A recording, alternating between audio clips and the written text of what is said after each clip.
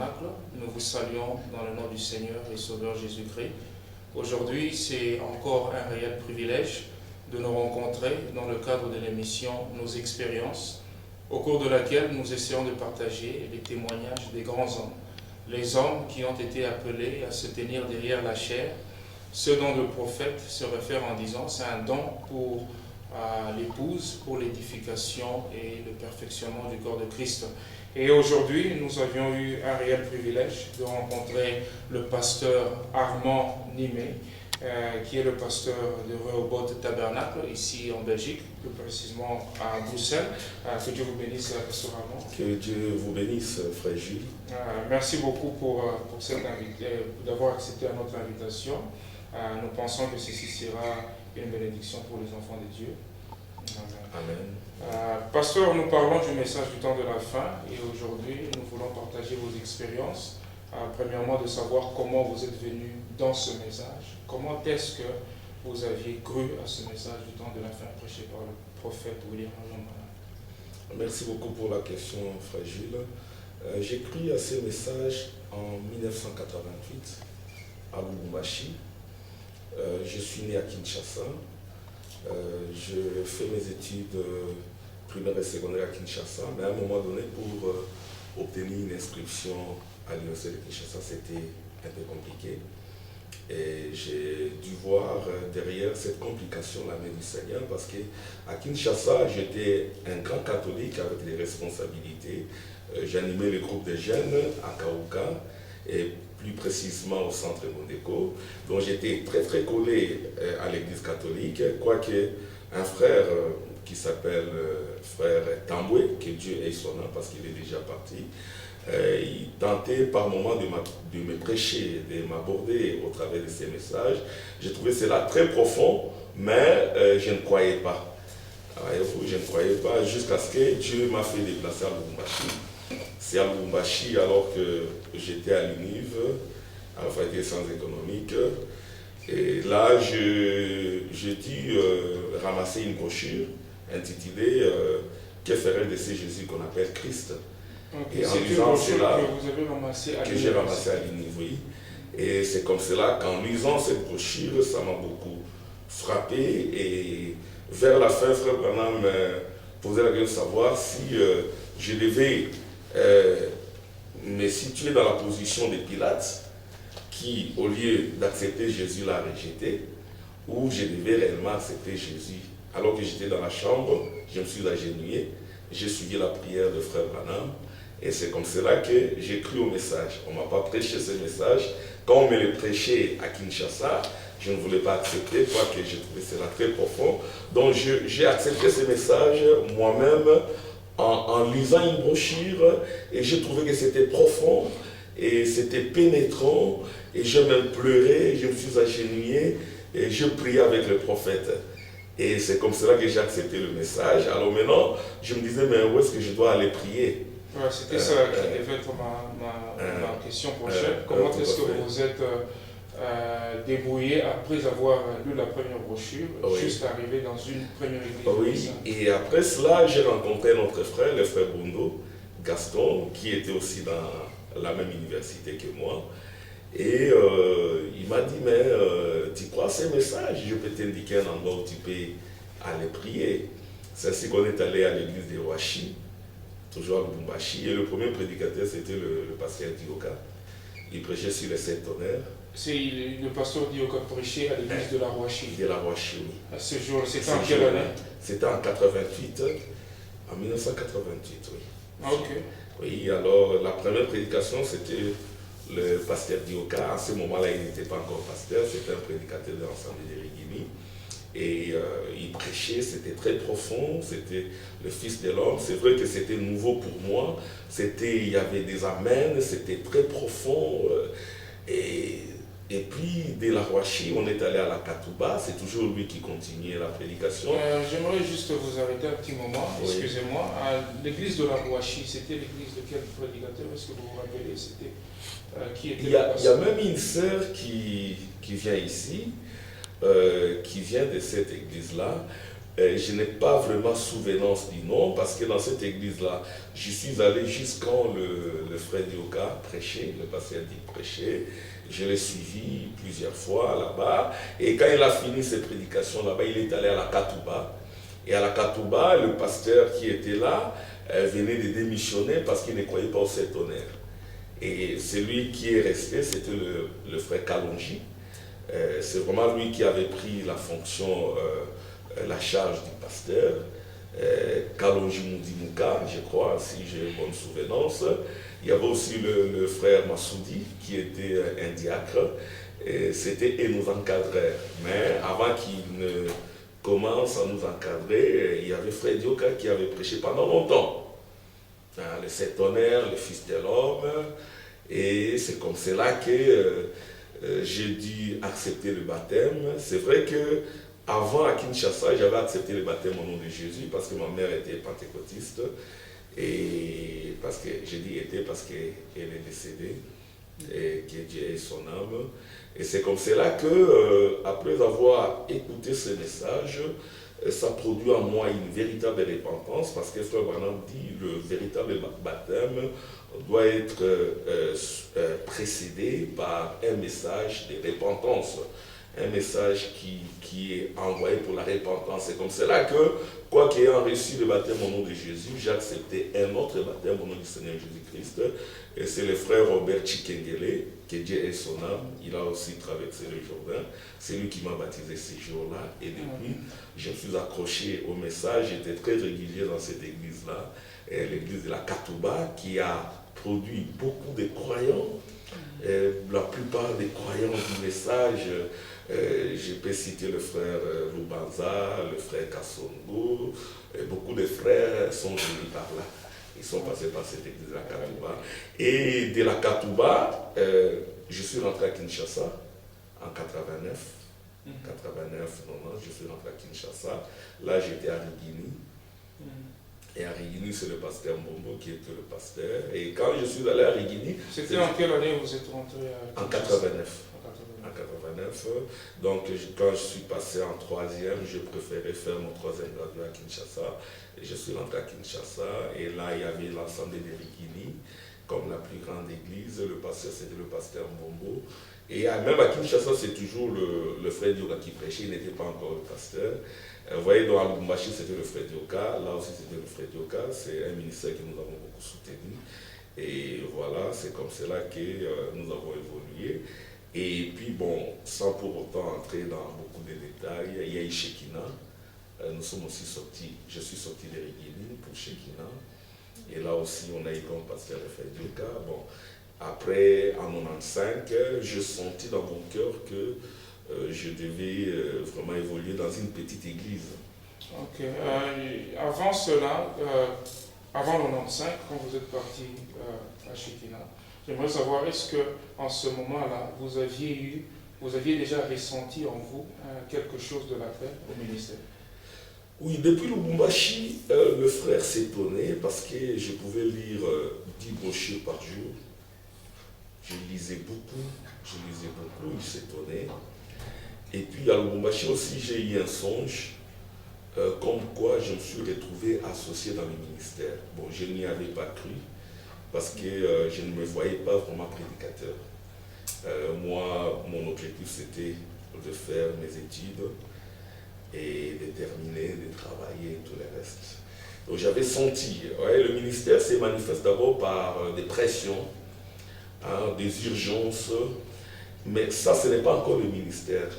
Donc il faut savoir discerner cela et connecter cela au conseil du prophète, parce que le prophète dit que personne ne peut venir au ministère. Vous pouvez lire ça dans les codes, personne ne peut venir au ministère sans qu'il ne soit passé dans le sable sacré du désert. C'est-à-dire le dépouillement comme Moïse qui est passé dans le désert, le sable sacré, il a été dépouillé. Je dirais, Paul est passé par les sables sacrés du désert. Et Jésus aussi est passé par le désert. Frère Branham, souvenez-vous ses expériences d'Arizona, et ainsi de suite. Il faut passer par les sables sacrés du désert. Il faut avoir la connaissance de la gloire de la Shekinah. Il faut aussi avoir rencontré ou vu la colonne de feu. Ce sont là les 3 conditions. Donc j'avais toutes ces exigences-là. J'ai commencé à avoir la connaissance. Je me souviens un jour, je suis allé voir le frère Dioka, en ce moment-là pasteur à Shekinah. Et je parlais avec lui sur le réveil d'Israël. On parlait beaucoup là. Il m'a posé une question. Toi, tu es un ministre. Hein, c'est comme si peut-être il avait vu quelque chose. Je ne sais pas. Bon, c'était notre pasteur. Et là, je dis non, je n'ai pas de ministère, pasteur, je n'ai pas de ministère. Mais c'est vrai que je sentais quelque chose en moi. Même au campus, souvent, j'avais l'habitude d'exhorter les gens, mais j'ai donné priorité à mes études. Ouais, donc, en ce moment-là, j'avais ces urgences-là, ces pressions, ces stress ministériels, mais je savais aussi qu'il fallait passer par les sables sacrés du désert. Bon, par la grâce du Seigneur, j'ai cru au message en étant très très jeune. J'avais peut-être 20 ou 21 ans. Bon, je n'avais pas connu une vie d'immoralité ou d'impudicité. Par la grâce du Seigneur, je crois que c'est grâce à ces messages, parce que je me souviens du pasteur Kalonji qui insistait beaucoup là-dessus. Donc, le message m'a ramassé comme cela. Mais je devais encore beaucoup me purifier par la sanctification. Mais pour le ministère, pas encore. Okay. Mais je sentais cette pression.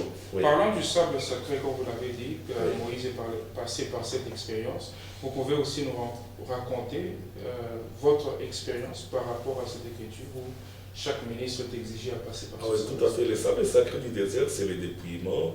Un ministère doit être dépouillé des convoitises, de la cupidité, de l'avidité. S'il n'est pas dépouillé, quoique le ministère est en lui, parce que le ministère c'est sans appel. Voyez-vous, le ministère ce n'est pas seulement la chasse gardée ou l'apanage des fils de Dieu. Voyez-vous, le ministère concerne aussi le fils de la perdition. Souvenez-vous de Judas, qui, fils de la perdition, avait reçu un appel de Jésus-Christ. C'était un ministère d'Éphésiens 4, un apôtre, mais ce n'était pas un fils de Dieu prédestiné. Voyez-vous.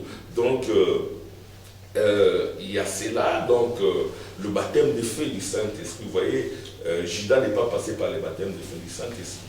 Et parlons du baptême du feu du Saint-Esprit, comme Moïse avait aussi rencontré la colonne de feu, est-ce que vous pouvez aussi nous relater votre expérience du baptême du Saint-Esprit? Oui, mon expérience du baptême du Saint-Esprit date de 1990. J'avais senti, on priait à la maison, souvent j'avais l'habitude d'entraîner mes frères et sœurs, même mon père et ma mère dans la prière à la maison. C'était en 1990, je crois au mois d'avril ou de mai. Avant d'aller à l'église, on a beaucoup prié.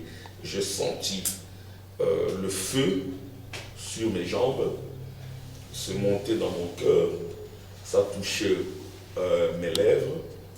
Alors qu'on priait, je priais en esprit, donc je priais un peu en langue. C'était juste une première expérience, mais je priais le Seigneur pour que cela entre dans mon âme. Hein? Je priais pour que cela entre dans mon âme, que je savais que ce n'est pas un signe de parler en langue et tout, mais pour moi, la manifestation du Saint-Esprit en 1990, c'était par le parler en langue.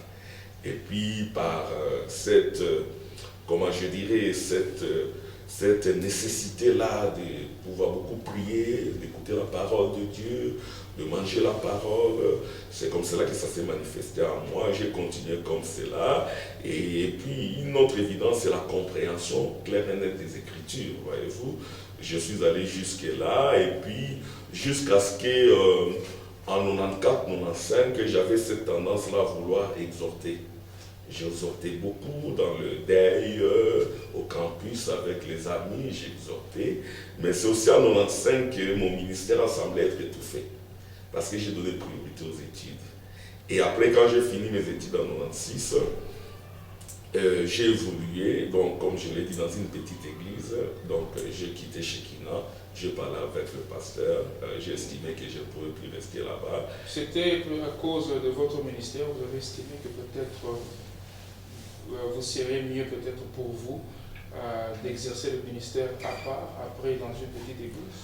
Bon, il y a un sage pentecôtiste, un ancien, qui donnait des conseils aux jeunes gens qui ont des appels, leur disant, si vous voulez que votre ministère ou votre don se manifeste, il faut pas aller dans... C'est un pentecôtiste rempli du Saint-Esprit, hein, du temps de Charles Price et tout le reste. Il ne faut pas aller dans des grandes églises, hein, parce que dans des grandes églises, votre don peut être dilué. Hein, il faut aller là où votre don peut être manifesté. Mais bon, vous voyez, Frère Branham dit d'une grande église, il est dit dans l'évangélisation au temps de la fin, d'une grande église peut sortir d'autres églises. Voyez-vous, bon, nous avions senti cette responsabilité de commencer une œuvre. Il y en avait une à Matongue, une autre à Kitambo, on devait les finir. Mais comme c'est les Kitambo avaient aussi leur vision, on est resté à Matongue. C'est la colombe blanche tabernacle qui dirige le pasteur Kabé. Donc c'est nous, les anciens de cette église-là. Et c'est comme cela que nous avons évolué. Hein, donc nous avons évolué. Cette église-là, bon, il y avait que quelques personnes, 5, 6, 7, 8, mais aujourd'hui c'est une grande église.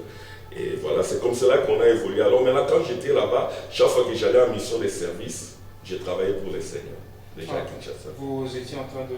Je prêchais, oui, je prêchais déjà. J'aimerais savoir... Alors, pour ce qui est de la colonne de feu, pour terminer, je sentais cela dans mon cœur, je sentais cela.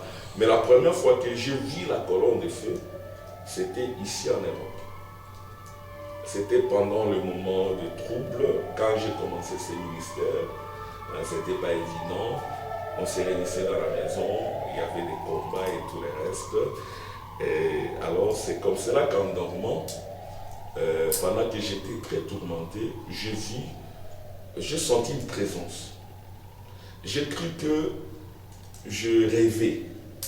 C'est vrai que j'étais endormi. Alors j'ai senti une paix profonde, une tranquillité profonde. Mon épouse était là à côté. À ce moment, je n'avais qu'un seul fils, un seul enfant. Maintenant, j'en ai 3. Mon fils était aussi là à côté. Alors je vis une lumière venir. Et cette lumière-là est venue, ça m'a touché. J'ai dit, oh. Et exactement telle que je la vois dans la photo de Frère Branham. Et cette colonne de feu-là est venue. Elle m'a touché, j'ai senti une très forte chaleur et une tranquillité que je n'ai jamais sentie pendant juste quelques minutes.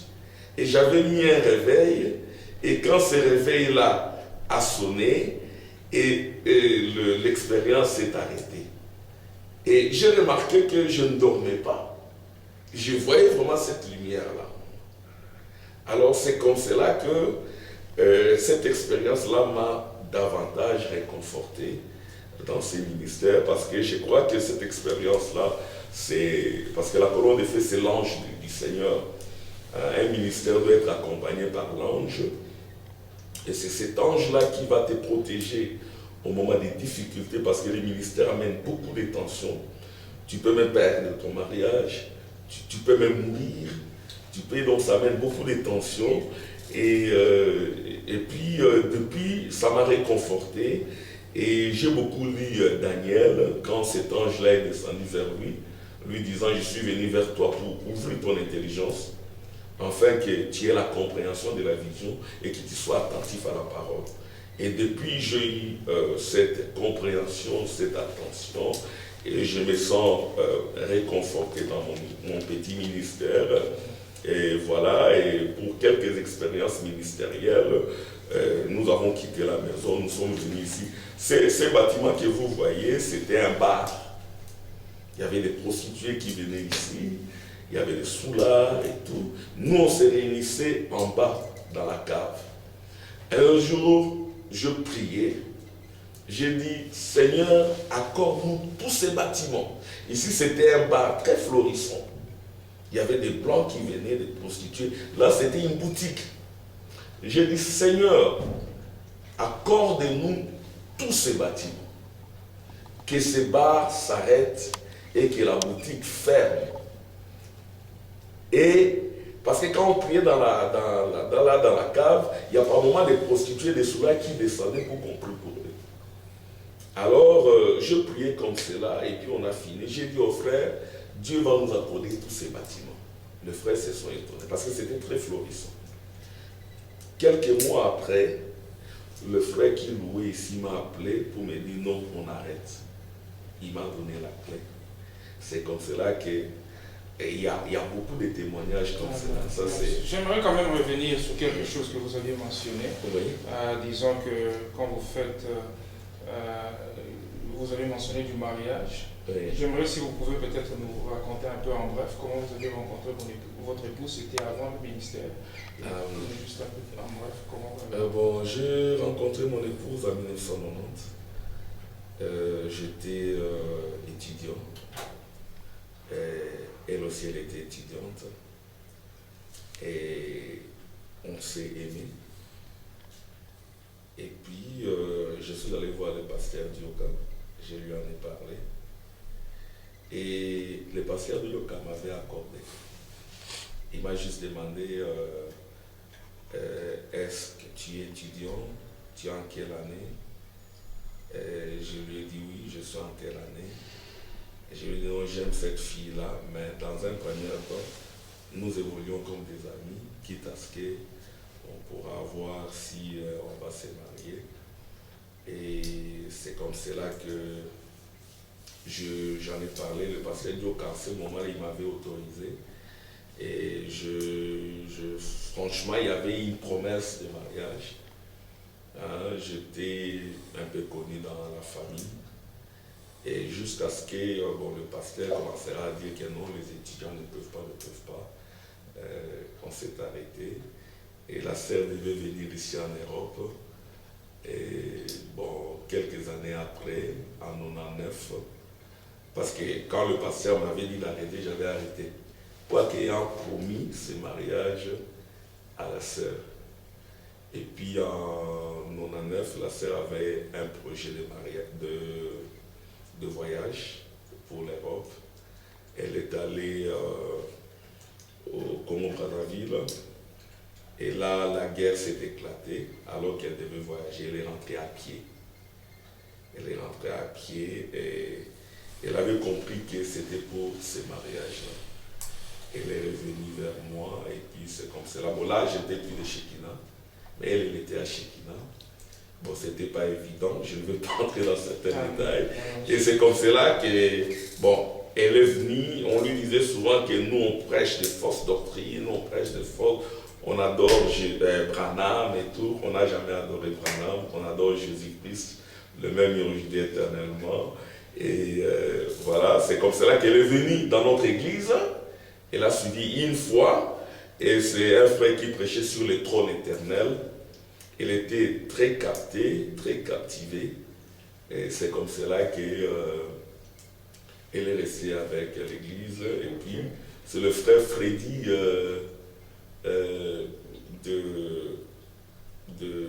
on l'appelle maintenant frère Salem. C'est le frère Freddy Mongou qui a béni mon mariage. C'est un ami à moi. On était aussi avec lui au campus. C'est un juriste. C'est lui qui a béni mon mariage en 2001. Okay. J'aimerais quand même poser une question. Étant conscient du ministère que Dieu vous avait quand même appelé, est-ce que vous aviez tenu compte de l'exigence d'un lévite avant de vous marier? Oui.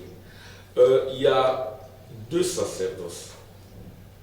Il y a les sacerdoces lévitiques et les sacerdoces royales. Les sacerdoces de la tribu de Juda. Et moi, je n'exerce pas mon ministère selon les sacerdoces lévitiques.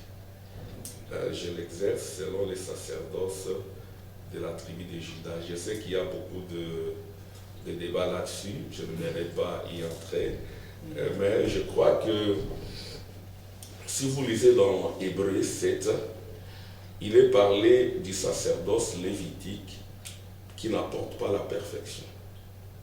Parce que c'est un sacerdoce sans serment. En principe, un homme de gentil ne peut jamais exercer un ministère selon les Lévitiques. Tu vois, Timothée a eu des sérieux problèmes parce que son père était un gentil. Sa mère, c'était une juive. On lui a créé beaucoup de problèmes. Voyez-vous, donc, le ministère qui concerne le gentil, c'est le ministère de la tribu de Juda. C'est vrai que Frère Branham a parlé du sacerdoce lévitique, mais si vous le suivez plus près, vous remarquerez que le sacerdoce qui amène la perfection, j'aimerais lire ça, c'est le sacerdoce de la tribu de Juda. Hein, c'est le sacerdoce royal. J'aimerais lire Hébreu. Hébreu 7. Hein, donc, quand l'ange puissant descend, il met fin au sacerdoce lévitique. Et parce que lui, cet ange puissant, c'est Jésus-Christ, il n'est pas de la tribu des Lévites, il est de la tribu de Juda. Et le ministère que moi j'exerce, c'est le ministère de l'épouse. L'épouse qui est de la tribu de Juda. Et l'épouse exerce cela comme la lionne. Souvenez-vous de Jacob, quand il bénissait Juda, il lui disait, Juda, tu es le lion, tu reviens du carnage, et qui te fera lever, tu es la lionne. Et la portion de la lionne, c'est la portion de l'épouse. Et vous remarquerez que dans la généalogie, c'est ce que je suis en train de prêcher, on a parlé des femmes des nations. Ok? Et il y a Rahab, il y a Tamar, il y a Ruth, il y a Bathsheba, hein, il y a Marie. Hein, ce sont les femmes qui sont citées dans la tribu de Juda. Voyez-vous, mais je voudrais quand même lire Hébreu 7, pour parler du ministère de l'épouse. Le ministère de l'épouse, ce n'est pas un ministère lévitique, c'est un ministère royal. C'est le ministère dont a parlé Paul. Et Paul, c'est un ministre juif, mais qui fait partie de l'épouse des nations. Parce qu'il a prêché le message aux gentils. Attendez, Hébreu 7, je vais lire. Ceux des fils de Lévi, attendez, considérez combien est grand celui auquel le patriarche Abraham donna la dîme du butin. Ceux des fils de Lévi qui exercent les sacerdoces ont d'après la loi l'ordre d'élever la dîme. Bon, je ne suis pas là. Attendez. Si donc, c'est 11, si donc la perfection avait été possible par les sacerdoces lévitiques, car c'est sur ces sacerdoces que repose la loi de nos peuples, était-il encore nécessaire qu'il paraisse un autre sacrificateur selon l'ordre de Melchisédek et non selon l'ordre d'Aaron? Car les sacerdoces étant changés, vous dites Amen, frère Gilles, les sacerdoces a changé avec Apocalypse chapitre 10. Car les sacerdoces étant changés, il y a aussi nécessairement un changement des lois. En effet, celui de qui ces choses sont dites appartient à une autre tribu dont aucun membre n'a fait le service de l'autel. Car il est notoire que notre Seigneur est sorti de Juda, tribu dont Moïse n'a rien dit pour ce qui concerne les sacerdoces. Cela devient plus évident encore quand il paraît un autre sacrificateur à la ressemblance de Melchisédek, institué non d'après la loi d'une ordonnance charnelle, mais selon la puissance d'une vie impérissable. Car ce témoignage lui est rendu, tu es sacrificateur pour toujours, selon l'ordre de Melchisédek. Il y a ainsi abolition d'une ordonnance antérieure à cause de son impuissance et de son utilité. Voyez-vous? Et puis, je voudrais lire là où il est parlé du sacerdoce sans serment. Car les Lévites sont devenus sacrificateurs sans serment. Mais Jésus l'est devenu avec serment par celui qui lui a dit, le Seigneur agirait, il ne se repentira pas. Tu es sacrificateur pour toujours selon l'ordre de Dieu. Donc le ministère aujourd'hui, c'est le ministère de l'épouse. Ok? C'est toujours le ministère qui s'exerçait au cours des âges, mais qui aujourd'hui prend son sens au travers de la tribu de Juda. Amen. Au travers de la Apocalypse chapitre 10. Merci beaucoup, Pasteur Armand, pour ces détails, ces explications.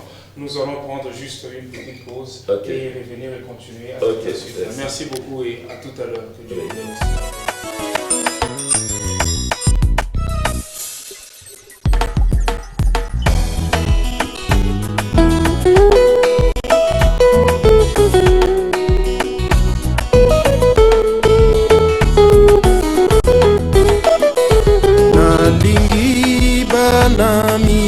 mike po bazalaka lokola bange.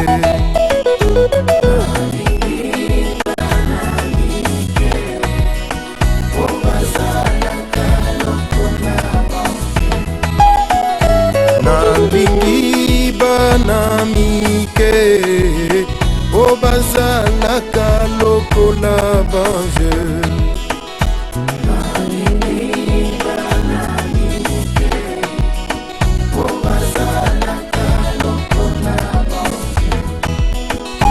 Bona kokota na bokonzi ya lola, bosengeli kozala lokola bango bapeti.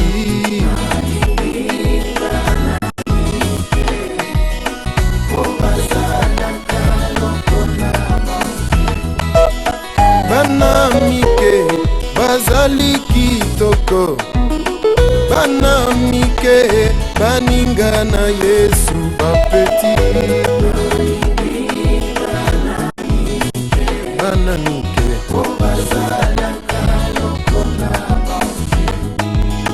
mwana moke ata obeti ye, sima kozonga moninga na yo comme c'est bon.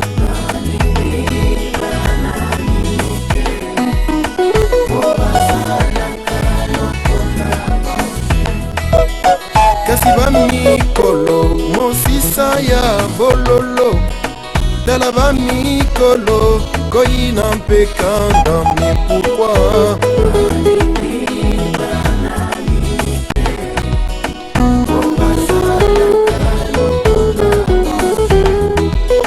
Bino bamikolo bobeta bango te, bino bamikolo botikelanga bapeti nanga.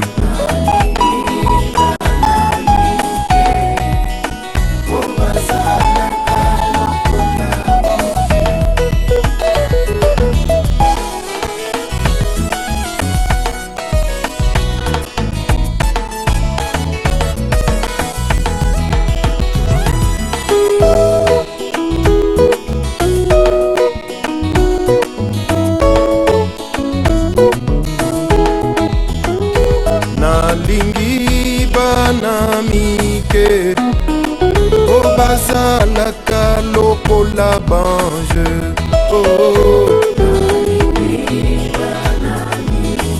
bana mike po bazalaka lokola bange. Nalingi bana mike po bazalaka lokola bange. Oh, bana mike po bazalaka lokola mikolo. Shalom et bienvenue de retour sur Vidéo Tabernacle.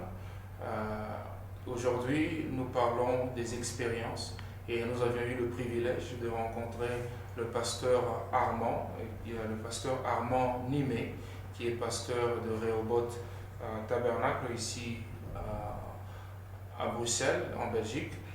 Nous avions parlé de vos expériences, pasteur Armand. Vous nous aviez rencontré comment vous aviez dû ramasser la première brochure jusqu'à aller dans une église et ensuite jusqu'au mariage. Mais j'aimerais savoir, en tant que ministre, comme le frère Branham aussi en parle, un ministre devrait être encadré. Est-ce que vous aviez eu aussi ce privilège d'avoir reçu un certain encadrement auprès d'un ministre pour aussi apprendre avant de se lancer dans le ministère? Merci beaucoup pour la question. L'encadrement ministériel, moi je crois que c'est d'abord l'encadrement chrétien dans un premier temps, c'est ça le fondement, c'est ça le soubassement, parce qu'on ne peut pas être bon ministre quand on n'a pas été une bonne brebis, voyez-vous. Donc le bon encadrement, moi je crois que c'est d'abord l'encadrement dans une bonne église, avoir beaucoup écouté, et puis n'oubliez pas que nous vivons dans l'âge de l'épouse. Les âges des églises sont terminés, mais ceci ne revient pas à dire qu'on doit faire tabula rasa des églises. Non, les églises doivent demeurer comme l'église de prophète. Et nous devons continuer comme si de rien n'était. Mais je crois au fond de mon cœur que les âges des églises sont terminés, étant donné l'ouverture de cet honneur, l'ouverture de cette sceau. Alors, quand un chrétien est bien formé dans une église, et quand un chrétien il est en contact avec le ministre, n'est-ce pas, il peut, d'une manière ou d'une autre, voir comment se comportent ces ministres-là. Et ces ministres-là aussi, ils peuvent voir l'appel dans l'autre, voyez-vous. Tantôt, je parlais d'un de mes pasteurs qui m'a dit ouvertement, mais toi, tu as un ministère, voyez-vous. Alors, quand on est allé dans d'autres églises, bon, on nous a découvert comme c'est là, on nous a prodigué des conseils, voyez-vous, on nous a prodigué des conseils, notamment comment doit prêcher un ministre. Ici, je n'aimerais pas citer des noms. Par exemple, un ministre ne peut pas aller prêcher après qu'il ait beaucoup mangé, voyez-vous. Donc, quand nous venons, moi personnellement, quand je viens prêcher, quand j'ai à prêcher le dimanche, le samedi, je ne mange pas. Je ne dors pas dans ma chambre, je dors au salon. Voyez-vous, ce sont des expériences. Et un ministre doit être un homme de prière. Il faut beaucoup prier. Un ministre doit être le vainqueur de sa nuit. Qu'est-ce que c'est qu'être vainqueur de la nuit? C'est-à-dire qu'à un moment donné, alors que vous êtes endormi, vous pouvez vous retrouver en train de prier.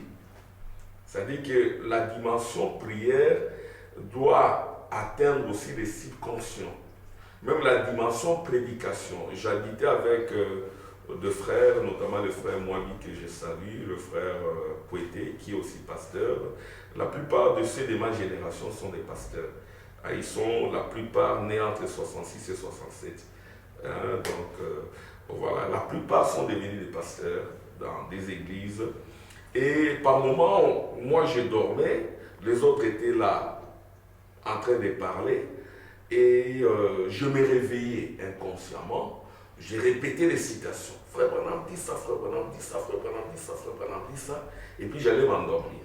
Et le lendemain matin, mes amis me disaient, ah, Armand, tu dormais, tu t'es réveillé et tu as donné des citations, puis tu es allé dormir. Ça, c'est l'expérience de la subconscience. Donc la prière, l'onction, ministériel doit aussi atteindre les circonstances. C'est-à-dire, à un moment donné, vous pouvez vous retrouver à genoux en train de prier.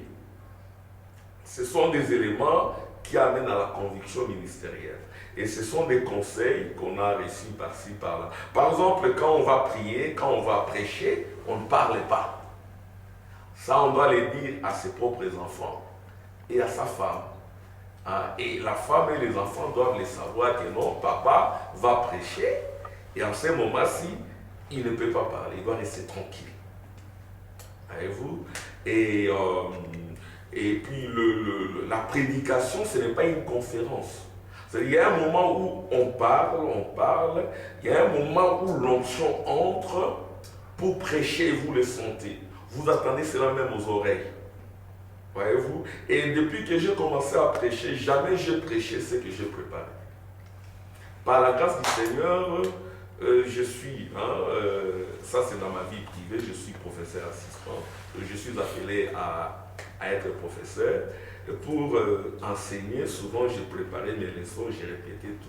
Mais depuis que j'ai commencé à prêcher, jamais je préparais des prédications et j'ai tout répété.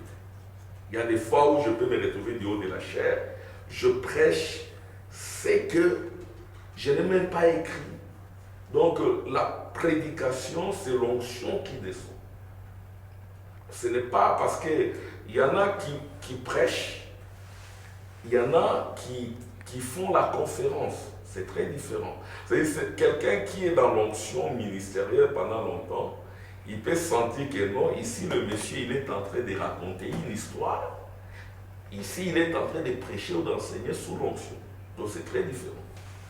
Et souvent les gens, la plupart n'arrivent pas à distinguer l'onction ministérielle et le fait de juste de parler comme un historien ou de parler comme un conférencier. C'est très différent.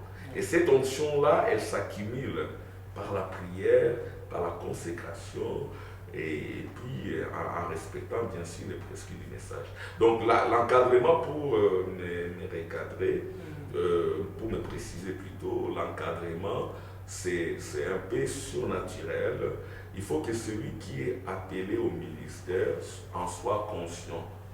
Hein, qu'il sache que quand il est avec un ministre, un grand ministre, qu'il sache retirer de ces ministères-là. Il y en a qui encadrent, il y en a qui n'encadrent pas aussi. Donc c'est ça un peu la difficulté dans le message. Mais moi, si je suis avec quelqu'un qui est peut-être moins âgé que moi, je ne suis pas assez âgé dans les ministères, je suis un petit ministre, ça je le sais, mais quand je suis avec ceux qui viennent, je leur donne ces petits conseils. Amen. J'aimerais quand même que vous puissiez nous donner votre parcours. Vous êtes maintenant à Kinshasa, à l'église, je pense, du pasteur Salem. Non. Du pasteur Capé. Du pasteur Capé. Alors oui. Maintenant, comment est-ce que vous quittez de là jusqu'à arriver ici et comment est-ce que vous avez commencé l'œuvre ici? Ah, ok. Oui, donc quand je finis mes études à l'Université de Kinshasa, en fait des sciences économiques, j'ai été retenu assistant. Donc j'ai donné mes TP, j'ai travaillé avec le professeur Mabi, que je salue. Et puis de là, je réussis à un test au ministère des Finances, j'ai travaillé concomitamment à l'INIKIN et puis au Conseil permanent de la comptabilité. Et là, je présentais un séminaire, j'ai été débauché pour l'ITEX Africa. Alors à l'ITEX Africa, par moment, on m'interdisait d'aller enseigner, mais moi je prenais toujours le véhicule, j'allais enseigner. Et je le faisais discrètement parce que j'estimais qu'un jour l'ITEX Africa va s'arrêter, mais mon emploi à l'INIKIN allait continuer. Bon, je parle de mon emploi à l'INIKIN parce que franchement, ma profession d'enseignant, c'était pour moi un alibi pour fuir les ministères. Je ne voulais pas du ministère. Ça, je vous l'ai dit. Quoi qu'à Kinshasa, par moment, j'allais à l'intérieur, je prêchais, et j'ai rentré, j'ai prêché à l'île par exemple, je suis rentré. Même le pasteur Capé, quand il est venu, il nous a trouvés là, et nous avons trouvé en lui un peintre, alors nous l'avons choisi comme pasteur. Et le pasteur Capé s'est dit, mais ici je tiens la réunion des jeunes ministres, toi tu ne viens pas, pourquoi? Bon, moi je me considérais pas vraiment comme jeune dans la foi ou dans la doctrine, parce que j'étais déjà assez par la grâce du Seigneur. Alors maintenant un jour, à l'ITEX Africa, je viens de mes amis en train de remplir un formulaire pour un master en Anvers. Et alors, je lui ai dit, est-ce que je peux aussi remplir? Il m'a dit oui. J'ai tiré la copie, j'ai rempli, on a envoyé ici. Et moi, on m'a retenu, lui, on ne l'a pas retenu. Bon, cet ami-là, c'est le grand frère, le frère Tchéi, qui est aussi prédicateur ici. Il travaille avec le frère Darius, il travaille avec le frère Peignel. Alors, c'est comme ça que je suis venu ici.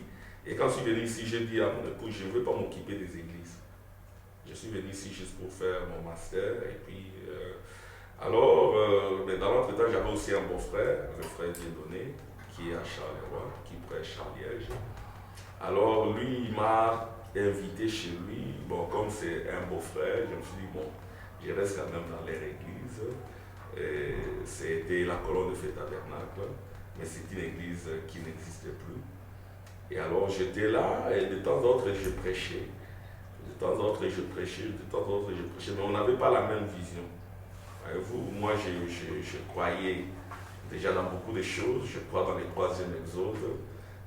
Je crois que nous sommes dans cet exode où nous devons aller du baptême du feu du Saint-Esprit au pays éternel du millénium. Mais lui, il est dans... Bon, en fait, je ne vais pas faire trop de commentaires là-dessus. C'est-à-dire nous n'avions pas la même vision. À un moment donné, je lui ai dit que non, je trouve qu'on n'a pas la même vision. Je ne sais pas continuer ici. Je l'ai laissé avec toute l'église. Je n'ai pas dit aux gens de me suivre. Je suis allé dans ma maison. C'était en décembre 2007. C'est en novembre 2007 que je me suis dit, moi je vais prier à la maison. Mais les frères qui m'avaient suivi là-bas, qui étaient bénis, ils n'ont pas supporté ça. Ils n'ont pas supporté ça. Ils voulaient vraiment que je sois là. Mais moi j'ai dit que non, je ne peux pas travailler ici. Je les ai laissés. Je suis rentré à la maison. Ils m'ont suivi, on commençait à prier à la maison. Il y a aussi d'autres qui sont venus. On priait à la maison de 2007 à 2009. Et puis à partir de 2009, on a eu la cave en bas. Et puis de la cave, on a prié, Dieu nous a donné ces bâtiments. Merci beaucoup, Pasteur Armand. J'aimerais quand même que vous nous puissiez, si possible, nous relater. Est-ce que depuis que vous avez commencé le ministère, quelle est la plus grande difficulté que vous avez rencontrée, si c'est possible de la relater, et comment Dieu vous en a permis peut-être de vaincre et de s'en sortir? Oui. La plus grande difficulté, c'était d'abord mon épouse. Elle est tombée malade. Et parce que ces grossesses sont souvent délicates depuis le premier enfant, dont j'ai 3 enfants. Il y a William, Marion, il y a Neville et puis il y a Séraphin. Et quand je suis venu ici, là-bas, on a perdu une fille. C'est-à-dire, elle a des grossesses délicates. Quand elle est grosse, elle ne doit pas travailler, mais par moment, elle travaille et tout. Alors, la 3e grossesse, c'était juste quand j'ai commencé mon ministère. Alors, cette grossesse-là l'a rendue dépressive. Très dépressive. C'est vrai aussi que quand on commence un ministère, il y a toujours des pressions. Vous voyez, je ne vais pas décrire tout cela. Ça a impacté sur mon épouse parce que la femme d'un ministre, elle se tient entre, comme le prophète le dit, entre le monde et vous. Elle est là au milieu. C'est-à-dire, elle reçoit tous les chocs. Et ça l'a mis dans un certain état. Et puis, pendant cette période-là, c'était pas évident parce que je devais prendre soin d'elle. Elle n'arrivait pas à s'élever. Elle n'arrivait pas à marcher. Elle ne pouvait pas préparer. Je préparais, je l'aidais à se laver, et j'aidais les enfants. Je devais aussi venir à l'église prêcher. Et curieusement, je ne m'étais jamais absenté.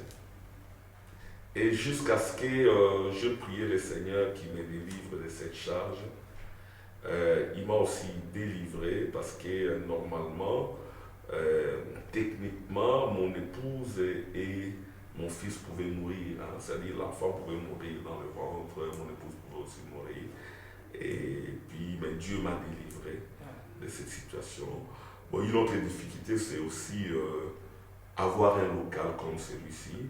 C'était pas évident, on l'a eu. Et nous n'avons pas, nous sommes un petit groupe, peut-être par moment on atteint 20 personnes, hein, 25. Beaucoup ne travaillent pas, il y en a qui travaillent. Et personnellement, toutes les dîmes et les offrandes que je perçois, je les restitue pour le loyer. Parce que si on ne le fait pas, ça ne sera pas évident. C'est-à-dire on paye 800 € ici. Et c'est beaucoup d'argent. Nous récoltons des petites offrandes et les dîmes, je les utilise. Donc, quand je les ai consommées, je les restitue. Je les restitue. Et c'était ça la grande difficulté. Et depuis qu'on est ici, on n'est jamais en retard de loyer. On paye constamment le loyer. Et une autre difficulté aussi, c'est que je travaille. Je fais ma thèse, je dois m'occuper des enfants, je dois m'occuper des brebis, c'est pas évident. Je suis appelé à choisir. Dieu m'a parlé dernièrement pour me dire que je dois m'épuiser pour son œuvre que pour les œuvres charnelles. Donc parmi, il y a un travail que je dois abandonner. Peut-être que j'ai déjà abandonné, mais c'est une discrétion. Donc, je vais davantage me consacrer à cette œuvre et puis à terminer peut-être mon doctorat. Nous arrivons presque à la fin de notre émission, Pasteur Armand. Oui. J'aimerais quand même qu'avec votre expérience, vous puissiez néanmoins donner un conseil aux jeunes ministres ou bien aux personnes qui aspirent au ministère, qui viendront après vous. Quel est le conseil que vous pouvez leur donner? Le premier conseil, c'est d'aimer la vie des sanctifications. La vie des dépouillements, c'est une grâce qui est d'aimer cette vie-là. Cette vie-là, on ne l'aime pas comme ça. C'est une grâce qui vient de Dieu. Il faut que nos frères qui aspirent au ministère aiment réellement la sanctification, la vie du dépouillement. Le sable sacré du désert. Parce qu'il n'y a pas des ministères percutants sans vie de consécration.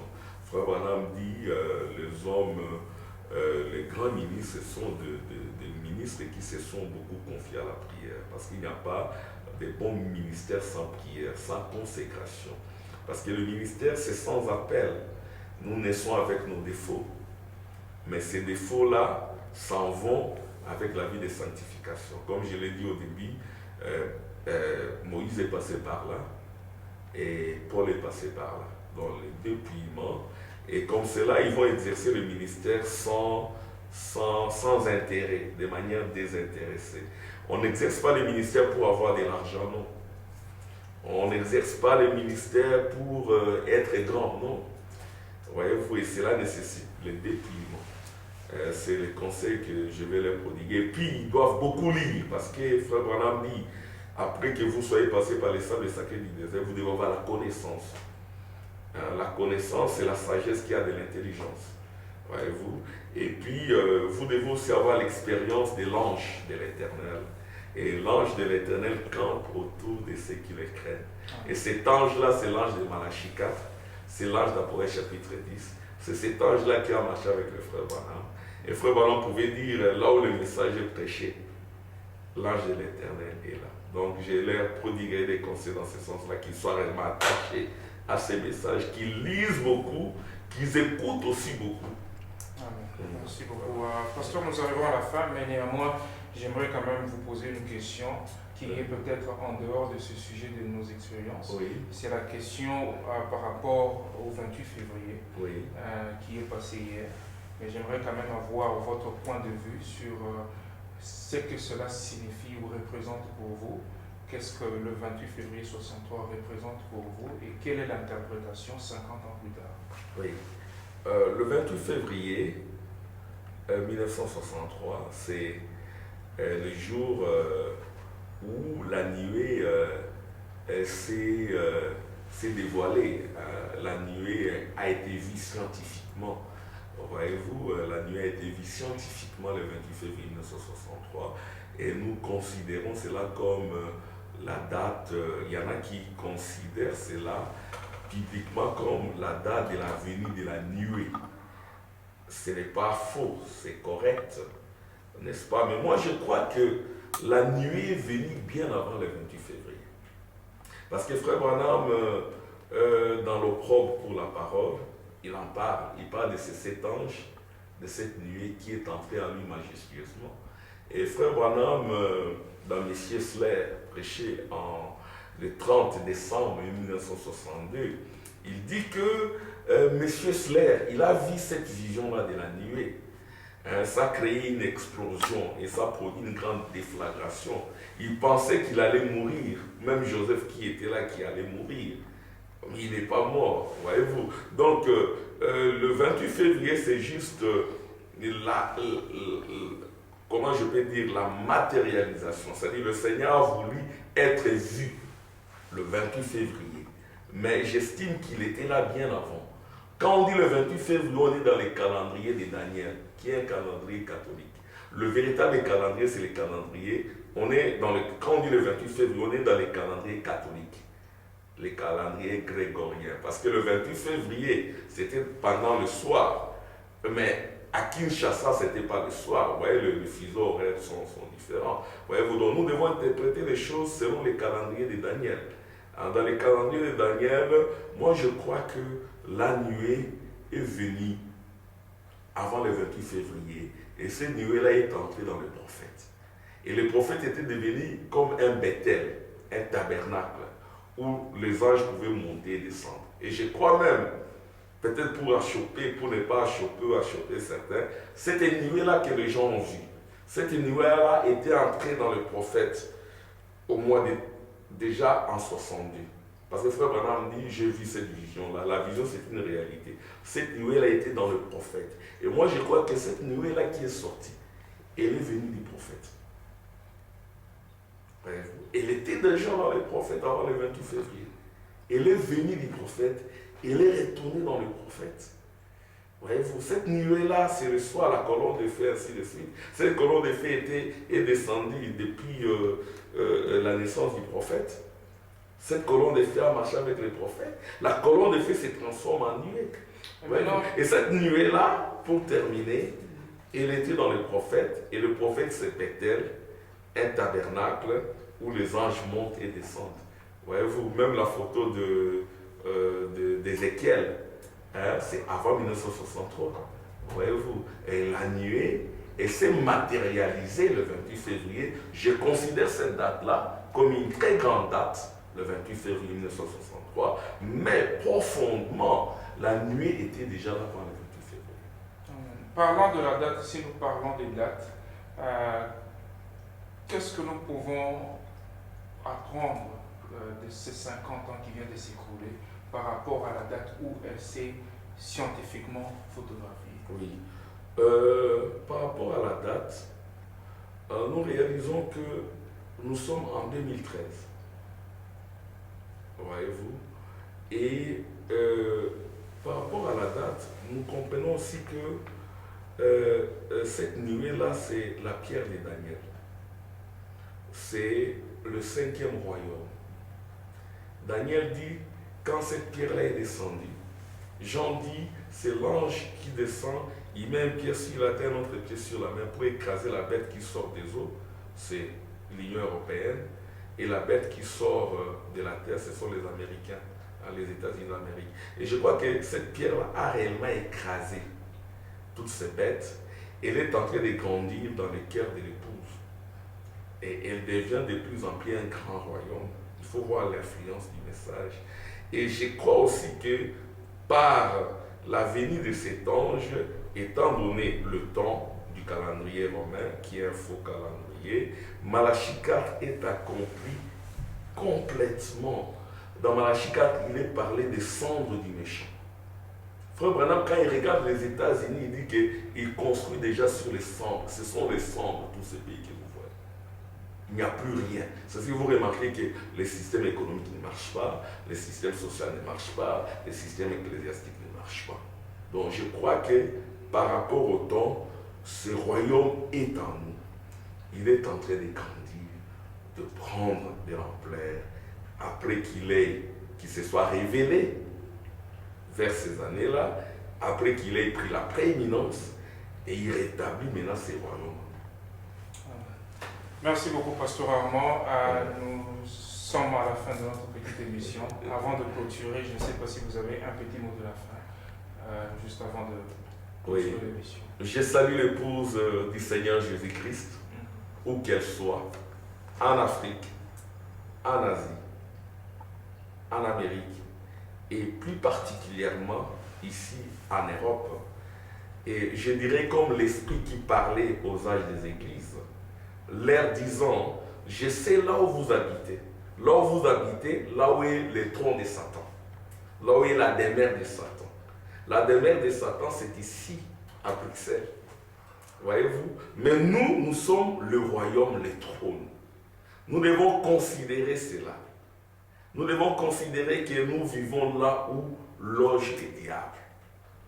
Et à cause de cela, nous devons être attentifs à la parole. Nous devons être collés à l'ange de l'Éternel pour que notre intelligence s'ouvre et que nous comprenions la vision en la captant. Que Dieu vous bénisse. Amen. Merci beaucoup. C'était le pasteur Armand Nimé, qui est pasteur de Rehoboth Tabernacle ici à Bruxelles, en Belgique. Je remercie le frère Jean-Paul Moudia qui est derrière votre caméra et que Dieu vous bénisse. À la prochaine. Bye bye. Tu es riche en misère.